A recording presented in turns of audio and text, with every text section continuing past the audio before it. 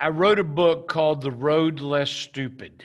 And the idea behind the book and the thesis is that the silent saboteurs of most people's lives, most people's businesses, most people's wealth or relationships is one of three things: either excessive optimism, unexamined assumptions, or ignoring risk. And thinking time is the tool that the pros use in order to minimize the dumb tax and maximize the success.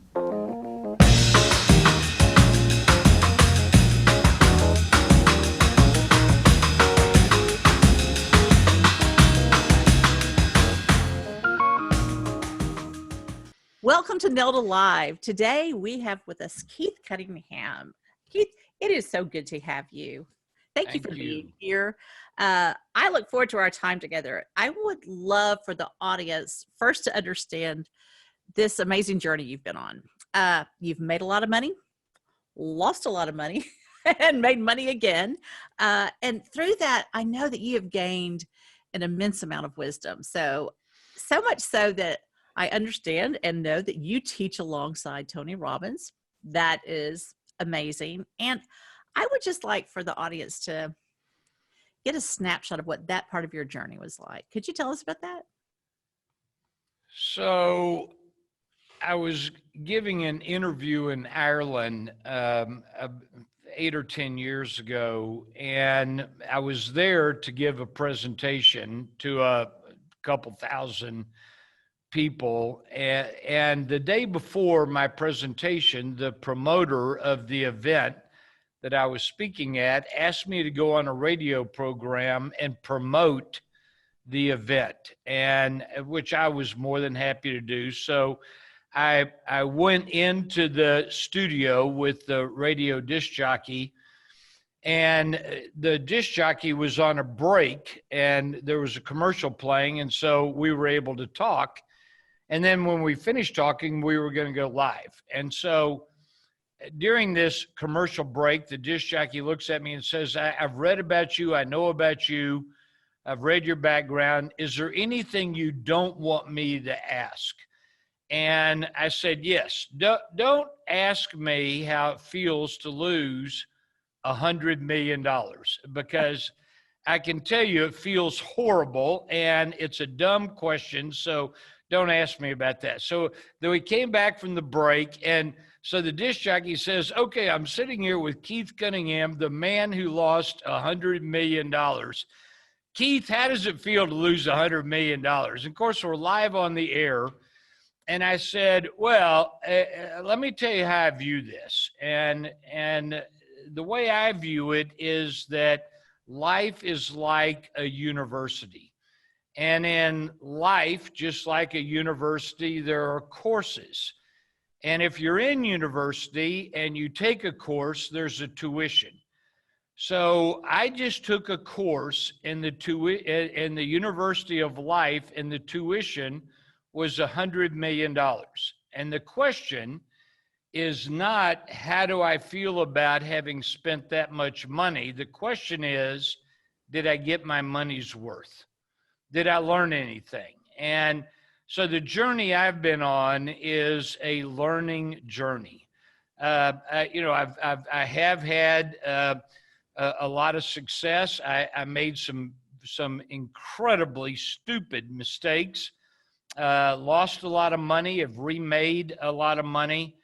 And once you know how to do it, it's not that hard.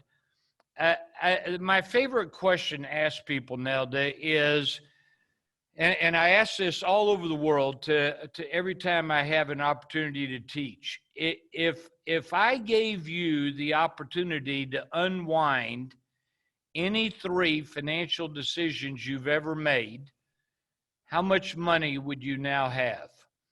And when I ask that question, people sit and think about it and they go, oh my gosh, if I could unwind just one of my decisions, I could have double, triple, quadruple the amount of money.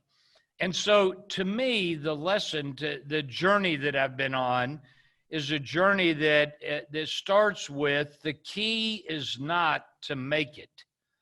The key is to make it and keep it.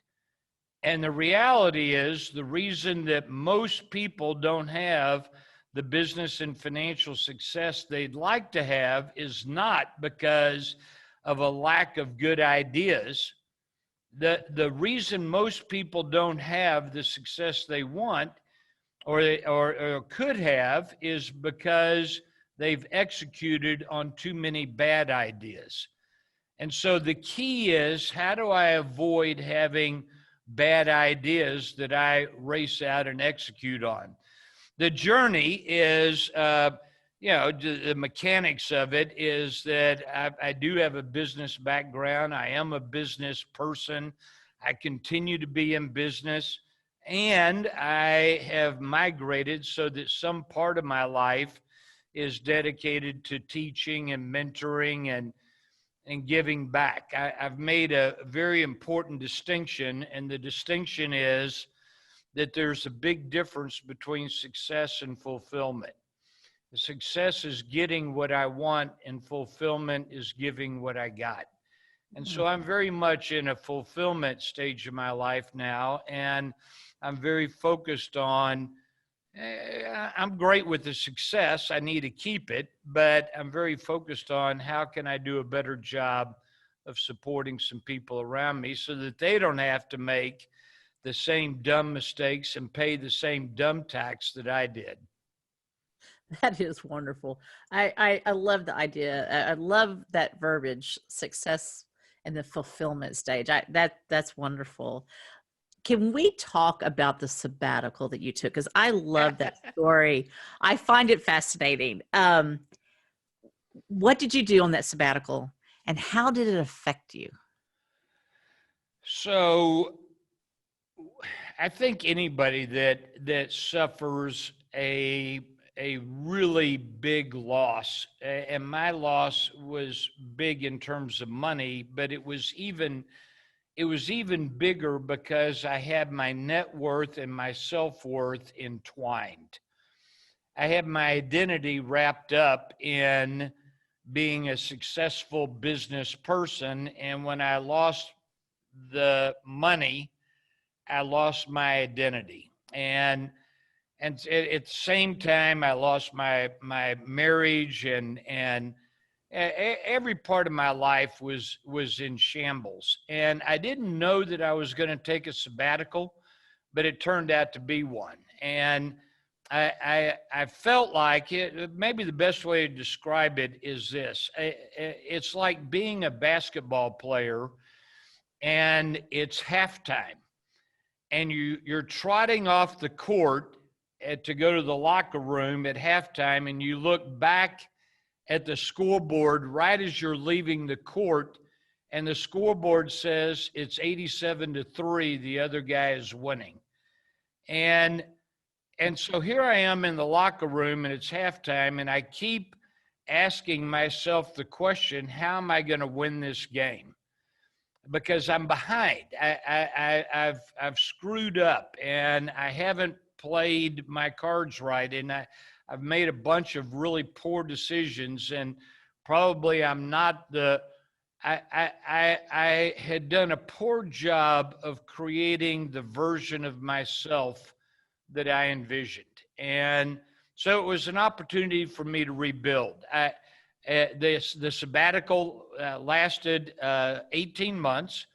I grew a ponytail. I got my ear pierced. I did a lot of therapy. I studied A Course in Miracles. I studied the world's religions. And the whole thing was disengaging from business and re-engaging with Keith. You know, who do I want to be? What do I want to, what do I want to create here? Not what's my legacy, but what do I want to create? And a very, very important person in my life that was a guide for me through that process said to me, one time, he said, Keith, you're asking yourself the wrong question.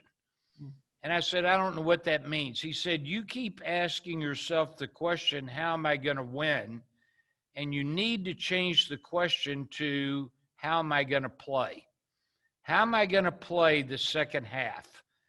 And once I knew that question, I was able to put a bow on some of the work that I had done to rebuild me, re-enter the business world. I knew I wanted to have success, and that includes financial success. And so I was able to rebuild and restart, and in the process, design a life and a Keith that I would be proud of.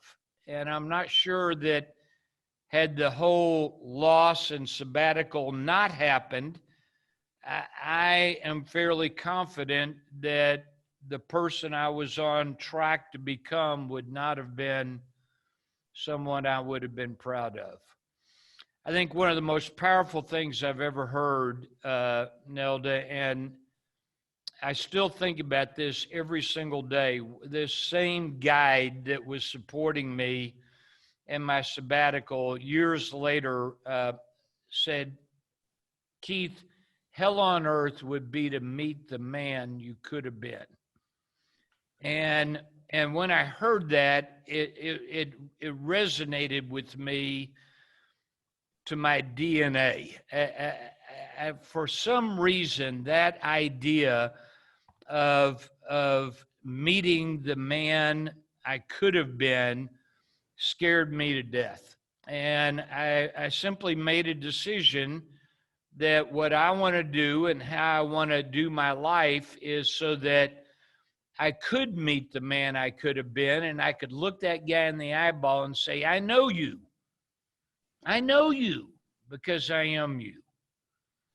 And so that's been a driver that would not have been there had I not had the opportunity to lose $100 million in a relationship and all my friends, and had an opportunity to start over. It's the best thing that ever happened to me. Those moments in life that are the best thing that ever happened to us are usually brought forth through pain. I resonate with you on that. We'll have to sit down and have coffee sometime. So I had somebody tell me one time, and I think it's true, you'll have good things that happen to you and bad things that happen to you. You just won't know which is which until years later. You know, it's really, really true, isn't it? Growth. I'd like for the audience to really know your amazing amount of knowledge in finance, business, and life. So one of the things I thought was really interesting was this idea of financial independence and whether or not that is a goal, and the belief I think that you have that it's a myth. I think financial freedom is a myth. I think financial independence is absolutely possible. What dictates financial independence would be that you have enough money to cover the lifestyle that you envision. I think what causes people angst is that a lot of times what they envision for their lifestyle is beyond what they're able to accumulate in the way of capital or income. And it's more of a lifestyle question than it is a capital question. Years and years ago, I read, and I think it's true, if the world were a village of 1,000 people, there's 600 people that are illiterate. If the world were a village of 1,000 people, 600 are illiterate, 500 went to bed hungry last night, 700 live in a shanty town, which means no running water or central sewage. And if you make more than $30,000 a year, US, you're in the top 1/10 of 1% of the wealthiest people on the planet. And so I'm in favor of financial independence, and I'm in favor of accumulating, the capital that would allow that. But I think freedom is probably not that one is a little harder for me to swallow, because freedom is a state of mind. Mm. Liberty is a state of environment. And so a lot of times people, I think, wind up using words that don't support them. Look, you can be financially independent on $1,000 a month, and you can be financially in trouble on $100,000 a month. And so it's not the amount of money, it's the lifestyle that you've attached to it. And I'm not encouraging anybody to lower their lifestyle. I'm just saying, let's be realistic with what we're trying to achieve. And to me, it's not freedom. Independence is probably a pretty good idea. Mm-hmm. That way I'm self-sufficient. But that generally requires years of effort as opposed to something that happens overnight. And I think one of the primary saboteurs of financial independence is people's unwillingness to put in the hours or put in the work or have the discipline that it takes in order to create that independence. I'll give you a thought. I think it's virtually impossible to simultaneously create lifestyle and wealth. Those two tend to be, at the creation stage, they tend to be mutually exclusive. So either you're going to pursue lifestyle at the expense of wealth, or you're going to pursue wealth at and exclude or minimize lifestyle. But it's very difficult to pursue both simultaneously when you're starting. Now, once you have wealth, lifestyle, it becomes much more comfortable. But my experience is most people are unwilling to sacrifice in the short term in order to have the financial independence that they say they want.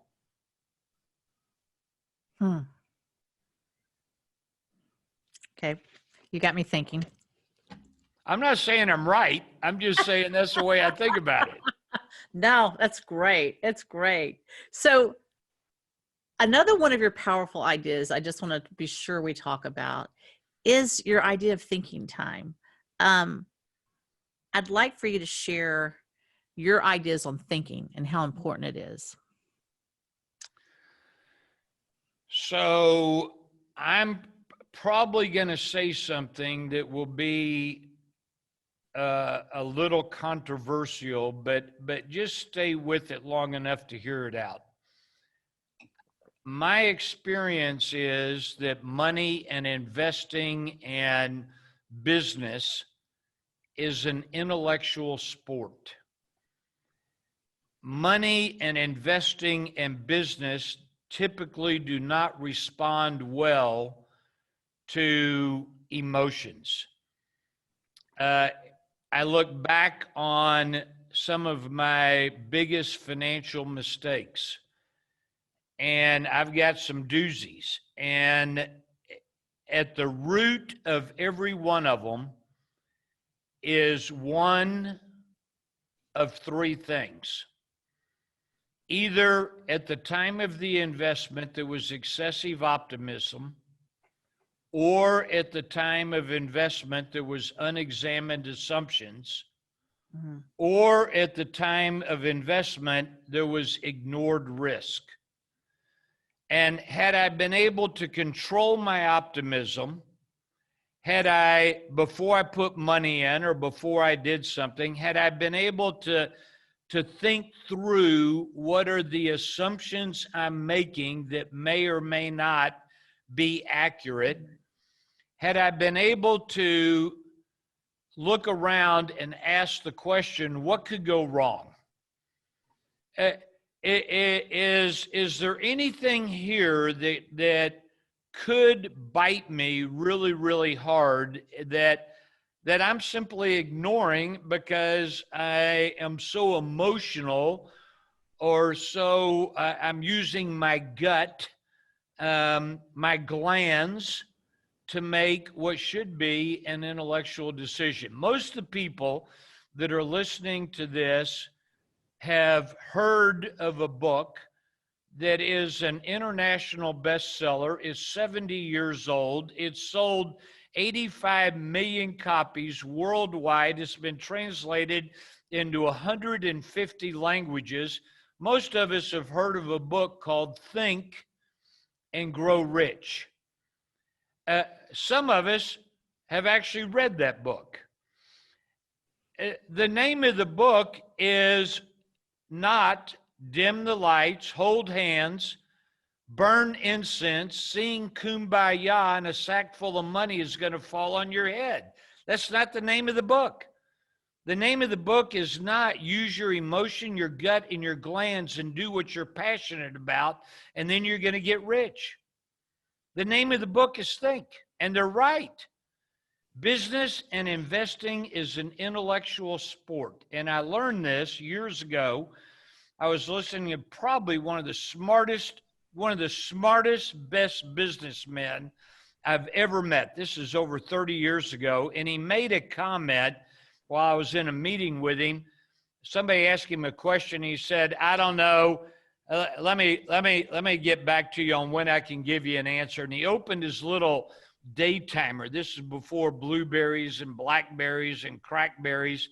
And he opened his little day timer and he made a little note. And he looked at the guy in the meeting and he said, the next time I'm scheduled to think. And I looked at him and I went, you must be kidding me. You scheduled time to think? What a great idea. And so I picked up on that and I started looking at myself and I looked at other people. I mean, if I ask you or ask the people on this call, look back at your diary, at your calendar over the last 12 months and count the number of entries in your diary where you set aside time to think. And I promise you that number is going to be 0. People don't set aside time to think. And so then they wonder why there's all these gotcha and whack-a-mole and pin the tail on the donkey and reactionary drama going on in their life. And it's one thing. Nobody's bothered to sit down and think about, okay, where am I making some assumptions that may not be true? Where am I optimizing for the short-term benefit as opposed to the long-term outcome that I really want? Mm-hmm. Where are some risks that I look at the deals that I've done that haven't turned out, and I promise you, in 90% of them, had I just thought about what could go wrong, I could have identified it and avoided the dumb tax. But no, I had to ignore all those risks. I had to be excessively optimistic, irrationally exuberant, and stick my money in or do something, and then I wind up with a mess. And the key to getting rich is to avoid doing stupid things. It goes back to how much money would you have if I gave you the opportunity to unwind a dumb decision? Well, good. I don't need to do more smart things. I need to do fewer stupid things. And yet when you talk to most people, they're gravitating towards, how do I find the next new thing to do? Mm-hmm. As opposed to, how do I find the thing that's dumb that I shouldn't do? Because the thing that's dumb is what costs me. And we do it with money. I mean, using money as an example. We do it with our health. We do it with our weight. We do it with our relationships. It's all over the place. We do dumb things and then sabotage the thing we say we want. And more often than not, it's because of an emotion, glandular response. And I'm not arguing for robots and AI. I don't think that's what life is about. I'm not saying let's remove all the passion. That's not it. I'm simply saying let's have some amount of balance so that it's not all of one and none of the other. But right now there seems to be a pretty good sized vacuum on the thinking side, and hence why I think it's so important. You know, I know our lives they're just like strings of decisions, right? And where we end up all depends on these decisions we make. So really in your personal life then, what does that thinking, if you will, decision making time look like for you?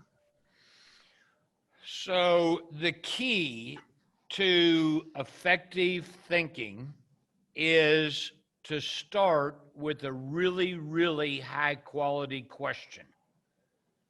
So if you start with a high quality question, you now have an opportunity to begin thinking and designing some choices. I think the best way to have a great choice is to have a lot of choices and then pick the best one. A great decision is simply a choice that either optimizes the outcome I want and minimizes the risk, or maybe it leverages off of a core strength, or maybe it responds to a pain in the market. But I'm very attuned on a business front. Now, if it's going to be a hobby, I don't have to worry about all that. But if it's going to be a business, I got to worry about all that. And so as it relates to business kinds of decisions, I'm very focused on what's the question I need to ask myself that I can now sit down for 45 minutes. That's generally how long my thinking times are. I do it 3 times a week. I've done it for 30 years. That represents well over 10,000 hours of thinking time. And I just sit with a high value question. The book I have recently written called The Road Less Stupid is really based on a lot of this thinking time and some of the questions that I've used over the years in order to support me in making higher quality decisions. The problem is not that I'm incapable of doing it. It's that I generally, unless I do thinking time, haven't allocated the time to really do it. I tell people all the time, Nelda, you can take away everything I own, take away all my skills, and leave me only the tool of thinking time, and I'll make it back. Wow. But I got to have that because it's the foundation of making wise decisions. Maybe another way to say this is smart people tend to have the right answers. Wise people tend to learn from their mistakes. Geniuses tend to learn from the mistakes of others.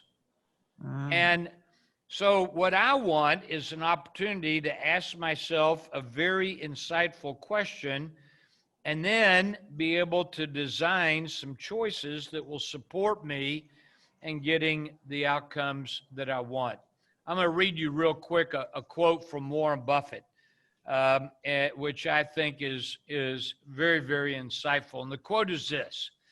He says, "I insist on a lot of time being spent thinking almost every day, to just sit and think. That is very uncommon in American business. I read and think. So I do more reading and thinking and make less impulse decisions than most people in business. I do it because I like this kind of life."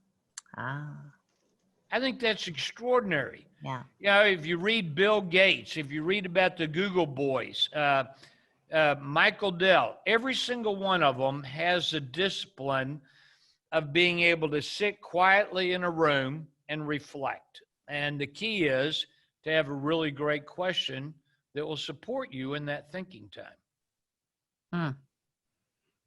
Wonderful. Great advice.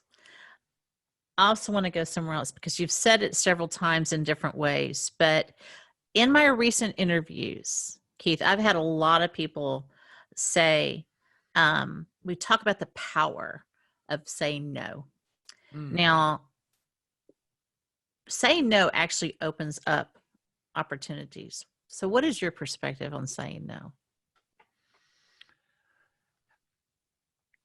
One of my mentors years and years ago said, Keith, if you want to grow, you got to learn to say no.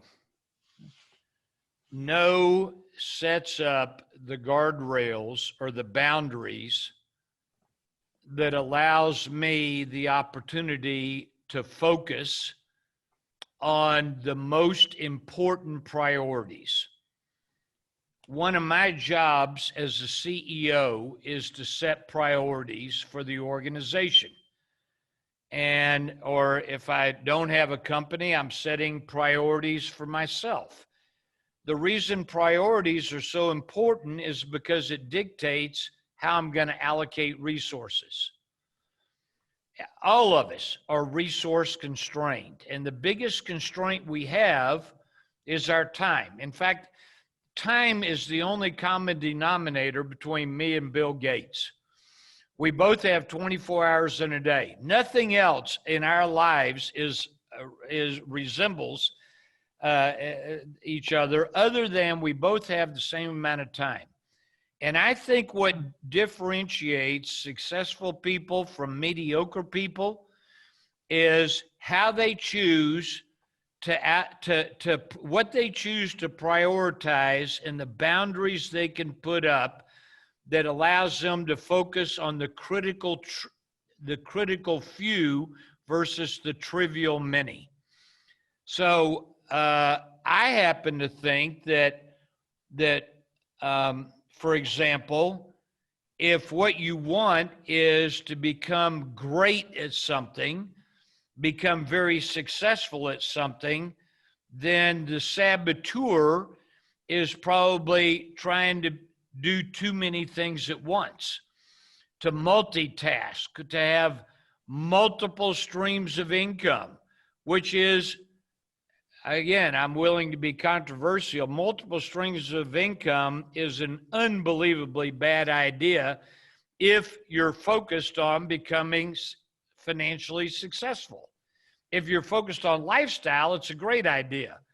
But you look at the Forbes 400, and not one of those people got rich with multiple streams of income. They got rich because they said, these are the boundaries. Now, the problem with boundaries is that you're clear on what you're going to say yes to, but in the process of saying yes to the stuff inside the boundaries, you're saying no to everything else. And I think saying no is not something that comes natural to most people. And so as a result, they wind up with a crowded calendar and they wind up with cloudy priorities, and they wind up out of time, and the most important things don't get done. They get to the end of the day, the end of the week, they look back and they go, my God, I'm worn out. I'm tired. It wasn't that I wasn't busy. The problem was I wasn't productive. And so getting this distinction, I think, between productivity and being busy and saying no to the stuff that doesn't fit within your vision of excellence.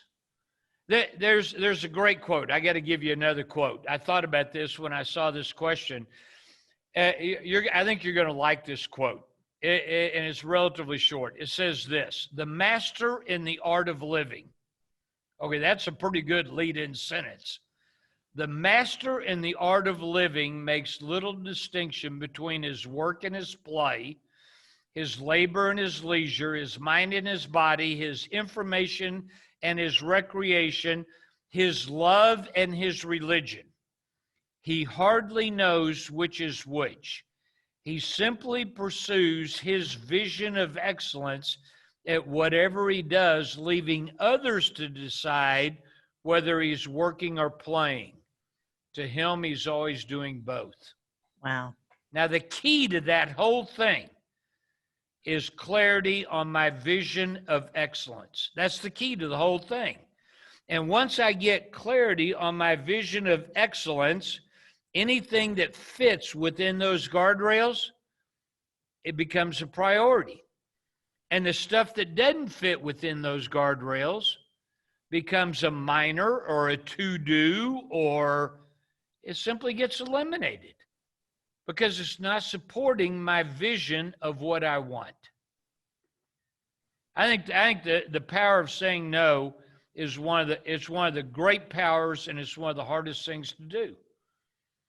You know, it really is. And it is so freeing when you say it. I mean, in my world, that's my experience, right? It's to say it. It's like, yeah. Warren Buffett said this. Warren Buffett said, do you know the difference between very rich people and very, very, very rich people? Very, very, very, very rich people say no to almost everything. And I think that's true, whether you're talking about money or you're talking about relationships, or you're talking about health, or pick a part of your life. I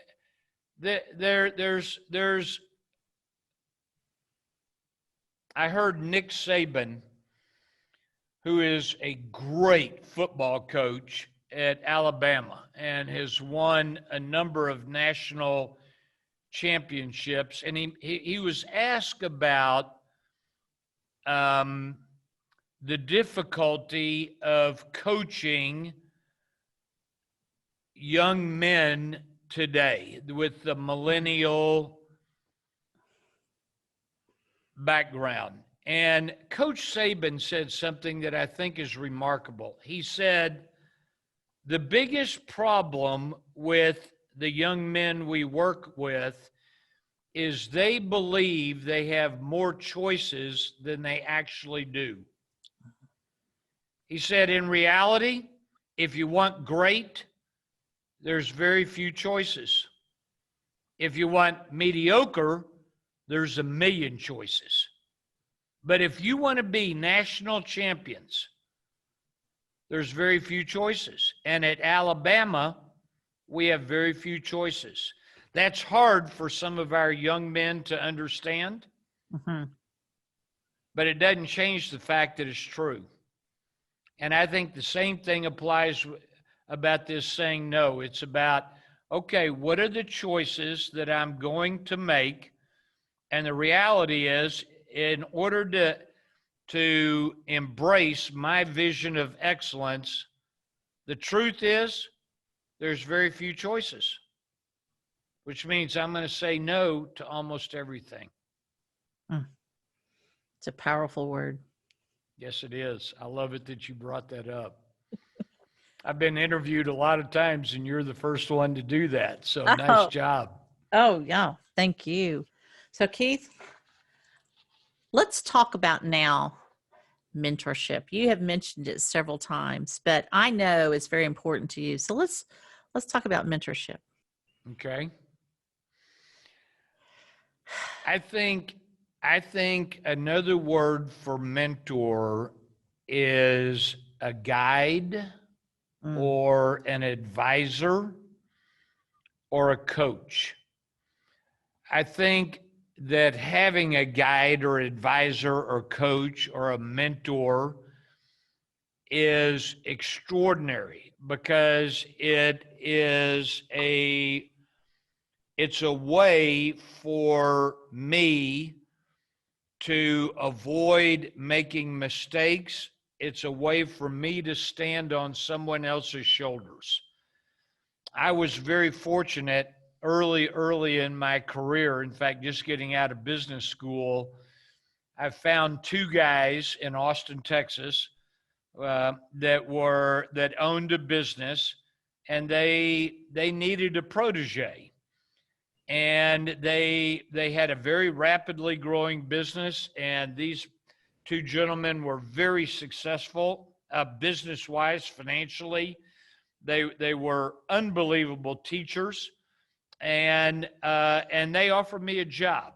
Now, the problem with the job that I was offered is that it was at a pay scale that was 1/3 of all my classmates. So my classmates are, making 100, and the job I was offered was 33, not 1,000. I'm just using the example. And so I was making 1/3 of everybody else, and I was having a hard time making that trade until one of them looked at me, and as I was deciding to take the job, and he looked at me and he said, "Keith, here's what I'll promise you. You'll make less than your classmates for the next 2 years, and you will dwarf your classmates with the rest of your life. But you're going to have to show me for 2 years." And I did. And it turned out to be a great trade. They kept their end of the bargain. I kept my end of the bargain. And I promise you, I would not be where I am were it not for their influence and their teaching. So I'm standing on their shoulders. I know they had mentors and coaches, and they were standing on their shoulders. And I have other people today that are standing on my shoulders. And that's all part of the process. Is, at some point you recognize that there's an opportunity to let other people stand on your shoulders. My light, it's the old story of my candle doesn't burn less bright simply because I light your candle. It's not a competition. It's, where's there an opportunity for me to have fulfillment? And that's really why I do the teaching and coaching and the mentoring and that I do, which I do a lot of. But I do that because it's an opportunity for me to give back. I don't know if you have more on that, questions on that. I mean, I think mentors are incredibly powerful. I just have always said, one of the sayings, successful people make other people successful. I really believe that. I believe that it is part of that fulfillment that you're talking about as well. I think that life is not a competition, that life, and that unfortunately, when we have that view, I think individuals who have the view that everything's a competition miss out so much on that ability to teach others to do what they have learned. And I fear sometimes that our culture perhaps has lost has lost the importance of mentors and mentorship, and maybe doesn't value it as much as we should. And that bothers me. A loss of civility bothers me, and a loss of mentorship bothers me. I think that it's something we really wholly need as our nation and our culture. I think it's something that our world needs, right? As our mentors, that and the respect and the seeking out those is very important. And I think also being one is so very important. So thank you for saying that. That kind of leads me into, Keith, your ironclad ethics, and we're going to put a pointer to that in the show notes, audience, so that you can get to that. But let's talk about that, because ethics and guidelines have been very important to you, and you developed a list. Could you just take us through, why you did it, what's important about that to you, and maybe a few of those ethics themselves? I will. The way I'm choosing and the way it's evolved, I think maybe it chose me instead of me choosing it. The way I'm engaging in the teaching world is very much through a seminar kind of approach. I've done mentoring and guiding and coaching to individuals that work for me in the past. And I will tell you, just as an aside, Nelda, that the people that have been, I think the mistake that people make when they are looking for a mentor is they ask the wrong question. The question they ask is, how can I find someone to mentor me?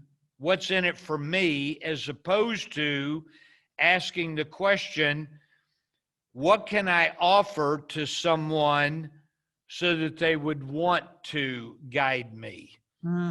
And we tend to look at it from the lens of what's in it for me, as opposed to, wait a minute, what's in it for the guide? What's in it for the mentor? What do they need, and how do I become valuable to them? As opposed to, what do I need, and how do they become valuable to me? It reverses the whole conversation. So as it relates to my ironclad ethics and rules, I'm engaging in seminars, and the seminar world, as you may or may not know, is filled up with more charlatans and scam, quick buck, something for nothing. Take this $400 course, become a multimillionaire in 2 weeks, sitting in your bathrobe at your kitchen table. It is the scuzziest, scammiest. Race to the back of the room. There's only 2 left. The price used to be $467,000, but today and today only, it's a nickel, right? I mean, all of that craziness, and I find it repulsive. And yet, it's the world that I'm in, and I teach and I coach, and I do work with Tony Robbins and a number of other people around the world who see what I bring to the table, which is a business muscle, and most of them don't have that same muscle. And I'm pretty good at communicating what I know, and so as a result, I'm attractive in that arena. And so I decided early on, I do not want to get lumped in with everybody else. I'm going to teach 100% of every course I do.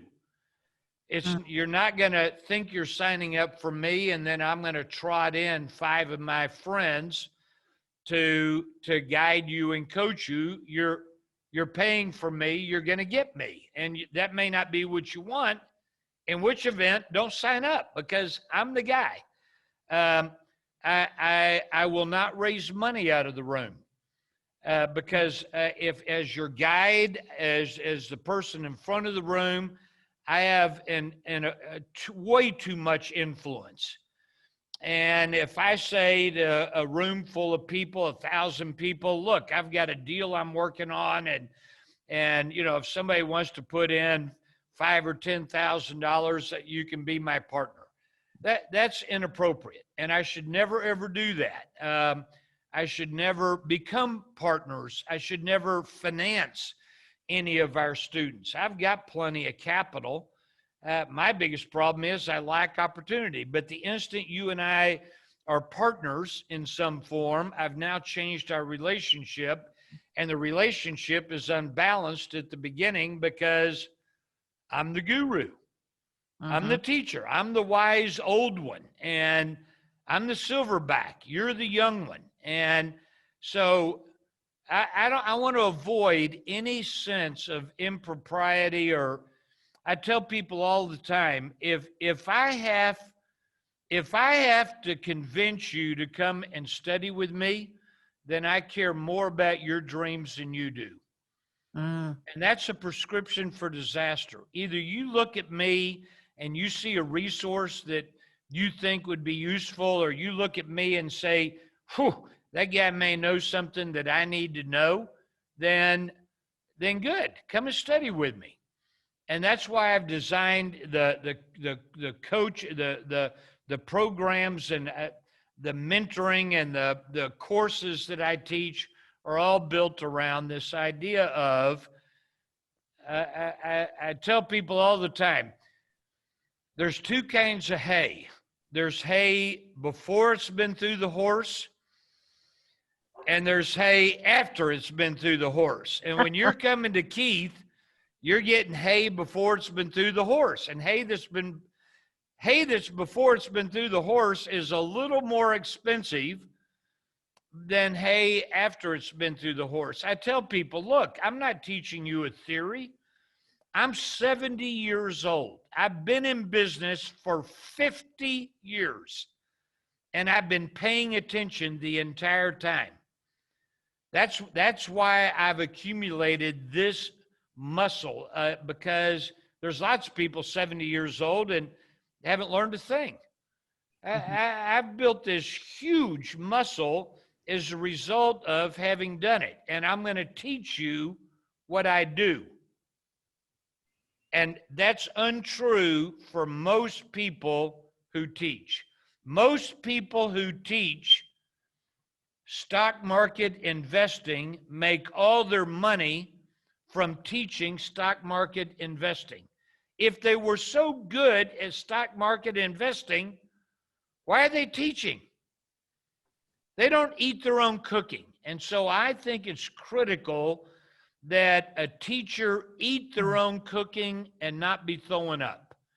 And that's me. I do what I teach. This is built on having done it for 50 years, raised money. I've raised over $1 billion. I've bought companies. I've sold them. I've started them. I've torn them apart. I've run them. I've sat on the board. I've been a venture capitalist. I've been private equity. I know this stuff. Now, there's other stuff I don't know, and for that stuff, I need a teacher and a guide. Uh-huh. And so I'll make a real important distinction, at least important to me. I think that a guide and a coach, an advisor, a board of directors can rhyme with a mentor. I think that a lot of times we get wound up about needing a mentor, and certainly they're great if you can find them, but sometimes what's needed is simply somebody to offer me a mint when my breath stinks, because I can't smell my own breath. I can't see my own swing. I don't know who Tiger Woods' mentors were. I don't think there were any. I think there were a lot of coaches. He had coaches watching him swing. And as a result, he got really, really good. Because he had people around him to help him. And that to me is what we're looking for. How do we get people around us that can help? One of my ironclad rules is if somebody asked me to spell growth, I would spell it Learn. I think that one of my jobs as a mentor, one of my jobs as a guide, is to continue my own growth and my own development so that I'm working toward my vision of excellence. And, I think we've all heard speakers whose shtick hasn't changed in 30 years. It's the same. And it's because they found something that worked and they stopped growing. They got rich and they stopped growing. And that's really not what I want to do. I want to continue to be a student. In that vein, you said that humans are the only creatures who don't naturally reach their full potential. Why do you think that is? I think because we're the only creatures who tell ourselves a story. I think most people's lives are dictated by one of two things: either the story they're telling themselves or the story they're telling others. It's the blind spot and the mask. And most people are wearing a mask out of a fear or an insecurity or a unwillingness to make a mistake, an unwillingness to look bad, an unwillingness to be wrong. I tell people all the time, Nelda, you have a choice. You can be right or you can be rich. Pick one. But you cannot pick both. And most people will gravitate towards right. They need to be right. And that's one of the things that's in the way. I think fear is an incredibly powerful force, but I think we're afraid of the wrong thing. I have a fear of stagnation. I have a fear of a lack of progress. I have a fear of never reaching my potential. I have a fear of being average. I have a fear of giving up or letting the people that I love down or letting myself down. I have a fear of dying without having made a dent. I love my fear, but I'm afraid of mediocrity. I'm not afraid of making a mistake in pursuing my dreams. So when I look around the animal kingdom, I don't find any other animal on the planet that is running their life based on some cockamamie story they've made up about themselves or a story they're trying to peddle to all of their fellow snails or lions or oak trees. Right? I've never seen an oak tree get 4 feet tall and say, okay, I'm good. Right? I mean, that doesn't happen.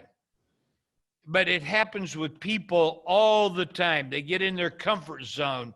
They're pursuing the path of least resistance. Human beings are the only creatures that optimize for their comfort zone.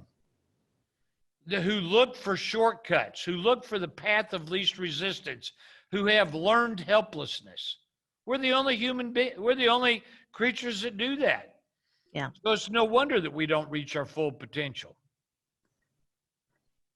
You know, it's another thing that, you know, to me, life is a portfolio, and it just, for me, has been ever changing. And I agree with you. I want to make the dent, right? I want to know that I've made a difference in this world. And I love interviewing and talking to people who are doing that. And it's exhilarating. You know, your life and what you've learned is worth shining a light on. And I just appreciate you being here so much. I want the audience to know that you did write The Road Less Stupid, which I know for certain you wrote for me. I have made those business mistakes. And so I just thank you so much, Keith, for being here. I would keep you if I could, but I know you have other things to go do. But I just, the audience needs to get this book, and you've really given us really such an insight into it already, but really and truly great book. Thank you so much for it. And thank you for giving back, and thank you for your ethics and for sharing all of that today. I just appreciate you being here so much.